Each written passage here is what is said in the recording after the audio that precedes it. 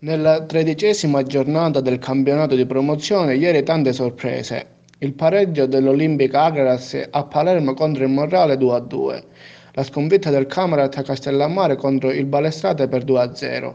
La vittoria interna del Casteltermini contro il Villabate 4-0. La sconfitta netta dell'FC Gattopardo contro il Don Carlo Misilmere per 4-1. Infine la Libertas Racalmuto, che ha battuto 2-0 in casa il Vissi Borgonuovo, grazie alle reti segnate nel primo tempo da Oliver Cosimo e nella ripresa da Gabriele Russo. A fine partita abbiamo intervistato il tecnico Alessandro De Caro. Noi, ho detto, per come piace giocare a me, manca il pivot lì davanti. Ho provato a giocare con Stagnitto, che è un centrale difensivo ottimo, ma ho provato in settimana come centravanti, creare le sponde, creare i presupposti per prendere delle punizioni al limite dell'area. Ci siamo riusciti nella prima mezz'ora a fare, fatto pure molto bene. Il problema è che Luca si è fatto male in un traversone loro, in un calcio d'angolo, ha saltato in aria, ha preso una ginocchiata sulle cosce, ho dovuto cambiarlo.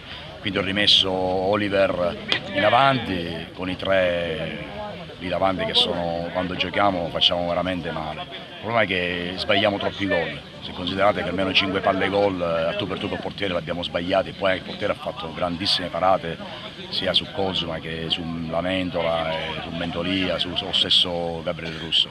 È una partita difficile e la temevo perché loro sono una discreta squadra, non è una squadra così scarsa di 3 punti, e poi giocare con una squadra che è ultima, si può abbassare anche la tensione della squadra. Infatti io ho detto, ragazzi, noi giochiamo contro una squadra che è ai nostri livelli, dobbiamo giocarcela stando sereni e giocare con il nostro calcio, poi alla fine vinca il migliore o il più fortunato. Noi oggi siamo stati bravi nel saper soffrire e bravi nel saper concludere. Abbiamo battuto 2-0, ma poteva finire anche 6-0.